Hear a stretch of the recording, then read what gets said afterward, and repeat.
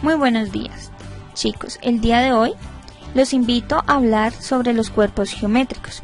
Estos cuerpos geométricos los podemos observar en objetos que nos rodean en nuestra vida cotidiana, como lo son las bolas navideñas, las ollas, las copas, los conos, nuestros balones, en recipientes, en cajas, en pirámides, en dados. Son objetos que no los podemos evadir o no podemos estar ajenos de ellos. Por lo tanto, es importante que veamos cuáles son las clasificaciones de estos cuerpos. Los cuerpos geométricos o sólidos es una parte del espacio limitada por superficies planas o curvas. Por eso los podemos clasificar en poliedros y cuerpos redondos. Estos cuerpos redondos son aquellos cuerpos geométricos limitados parcialmente o totalmente por una superficie curva. De esta parte nos encargaremos en otra oportunidad. En este momento nos vamos a enfocar en hablar sobre los poliedros. Estos son cuerpos que están limitados únicamente por una superficie plana y los podemos clasificar en poliedros regulares e irregulares. Entonces les hago la invitación para comprender qué son los poliedros. Entonces, como ya lo había mencionado, los poliedros están limitados por superficies totalmente planas y tienen unos elementos importantes que debemos tener en cuenta, como son la cara, que es cada uno de los polígonos que lo limitan, las aristas, que son segmentos comunes de dos caras, los vértices, son puntos donde se intersectan tres o más aristas, las diagonales, que son la unión de dos de los vértices que no se encuentran en la misma arista o en el mismo punto, los ángulos diedros, que son la unión de dos de las caras, y los ángulos poliedros, que es la unión de tres de las caras que conforman el poliedro. Podemos también clasificar los poliedros en convexo-cóncavos. Los poliedros convexos son aquellos que cuando nosotros prolongamos, ¿sí?, o estiramos, si lo queremos ver de esa manera, alguna de las caras no nos van a cortar a nuestro poliedro. O, por verlo de otra manera, cuando yo quiero unir dos de sus caras o dos de sus puntos, estas uniones me van a quedar dentro de este poliedro. Entonces, eso es cuando estamos hablando de poliedros convexos. Cuando nosotros hablamos de poliedros cóncavos, son aquellos que cuando yo prolongo o alargo una de sus caras, de alguna manera me van a cortar mi poliedro. Entonces, cuando yo prolongo, ejemplo, esta cara, si yo la prolongo, me va a cortar mi poliedro. Por lo tanto, hablamos de un poliedro cóncavo. O cuando yo uno cualquiera de sus puntos, estas uniones van a quedar por fuera de nuestro poliedro.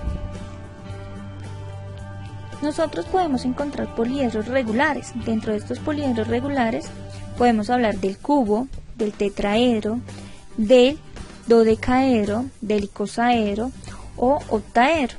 ¿Qué tienen en común estos poliedros regulares? Tienen dos características. La primera, que sus caras son polígonos iguales, ¿sí?, regulares iguales, ¿sí?, todos son igualiticos.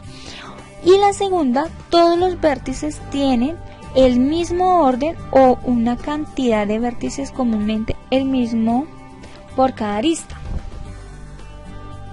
Bien, hay un teorema donde nosotros podemos relacionar las caras, los vértices y las aristas, siendo que la C nos representa las caras, la V nos representa el número de vértices y la A nos representa el número de aristas. Entonces el teorema se llama teorema de Euler, quien nos indica que si yo sumo la cara y los vértices, me va a dar una sumatoria igual a las aristas más 2. Ese 2 es una constante, siempre va a estar.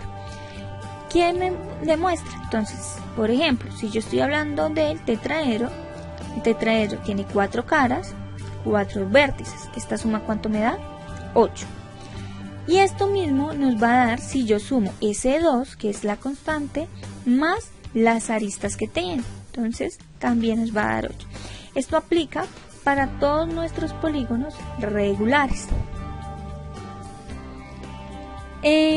Podemos encontrar también el área y el volumen de estos poliedros regulares. Entonces, para cada uno de nuestros poliedros nosotros vamos a encontrar su área total y su volumen total. Cada uno de ellos tiene una representación específica y cuando nos están hablando de esta A minúscula en cada una de nuestras ecuaciones, hacen referencia al valor de las aristas. ¿Listo? El valor numérico de la arista. Entonces vamos a tener mucho cuidado en el uso y el buen manejo de la calculadora. Entonces recordemos que nosotros siempre debemos manejar los paréntesis para tener los resultados óptimos, ¿no? También encontramos poliedros irregulares. Estos poliedros irregulares, entonces, a diferencia de los regulares, son aquellos que no tienen las caras iguales. Va a haber una de sus caras que va a ser diferentes. Entonces, ¿qué poliedros encontraremos acá? Entonces, las pirámides y los prismas. En este momento vamos entonces a hablar sobre las pirámides. Entonces las pirámides, al igual que los poliedros, tienen unos elementos que tenemos que tener en cuenta, que es la base, la cara lateral, el vértice. Bien, los vértices son todos aquellos puntos de unión, la altura. Miremos que la altura es esa altura que va desde el centro de la base a la punta de nuestra pirámide, y el apotema, que el apotema es esa división que nos hace de la cara lateral. Entonces, ojo, porque esta altura y este apotema son valores totalmente diferentes. Nosotros también podemos ver que hay pirámides que podemos nombrar las pirámides rectas o pirámides oblicuas. ¿Cuál es la diferencia? Pues obviamente, como su palabra lo dice, pirámide recta está derechita, no vamos a encontrar ninguna inclinación, pero en las oblicuas encontramos esas pequeñas inclinaciones.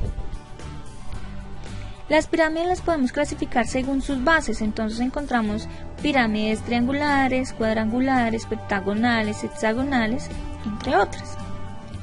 Entre los prismas también tienen unos elementos importantes a conocer, que son sus bases, las aristas laterales, los vértices, la altura. Entonces estamos hablando de la altura que va en el centro del poliedro, las aristas básicas y las caras laterales. Al igual que las pirámides, nosotros clasificamos los prismas entre rectos y oblicuos. Entonces, rectos, derechitas, oblicuos con alguna inclinación. Los tipos de prismas, entonces encontramos prismas triangulares, cuadrangulares, pentagonales, hexagonales. Vamos a depender de la forma de sus bases. Entonces, de la misma forma que todas nuestras figuras, vamos a poder encontrar áreas y volúmenes. Lo importante es tener en cuenta que para encontrar las áreas tanto de un prisma o de una pirámide, tenemos que hablar de las áreas laterales y de las áreas totales. Entonces, ¿cómo encontramos esto? Si hablamos de los prismas, el área lateral, ¿listo?, la vamos a encontrar. PB significa perímetro de la base. Recordemos cómo encontramos un perímetro, es la sumatoria de todos sus lados por la altura. ¿Listo? Cuando hablamos de área lateral. El área total del prisma es el área total, va a ser igual a esta altura, a esta área lateral que acabamos de encontrar, más 2 veces el área de la base. ¿Por qué 2? Pues porque tenemos 2 basecitas. ¿Listo? Área de la base. ¿Cómo vamos a encontrar esta área de la base? Recordemos que nosotros ya aprendimos cómo encontrar el área de polígonos. ¿Bien? Entonces nos ayudamos a partir de eso. El volumen, muy fácil, entonces el volumen va a ser igual al área de la base por la altura. En cambio, si hablamos de las pirámides, entonces encontramos área lateral. El área lateral va a ser perímetro de la base. Ya dijimos que el perímetro es la sumatoria de todos sus lados por esta A, en este caso, hace referencia al apotema.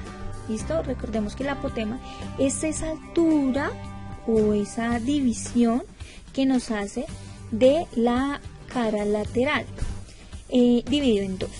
El área total entonces va a ser el área lateral que acabamos de encontrar más el área de la base. ¿Listo? Recordemos que el área de la base va a depender de qué figura nos está conformando nuestra pirámide en la parte de esa basecita. Puede ser un cuadrado, un triángulo, un pentágono. Entonces debemos siempre estar pendiente de esto. Para encontrar el volumen, entonces el volumen va a ser el área de la base por la altura. Recordemos que la altura es la medida que tiene desde el centro de la figura hasta el vértice de la puntica, dividido en 3. ¿Listo? Estos son algunos de los pequeños cálculos que vamos a hacer durante nuestro periodo. Entonces así va a quedar nuestro lindo y hermoso cuaderno. Y hasta una próxima oportunidad, muchachos. Besitos, se cuidan.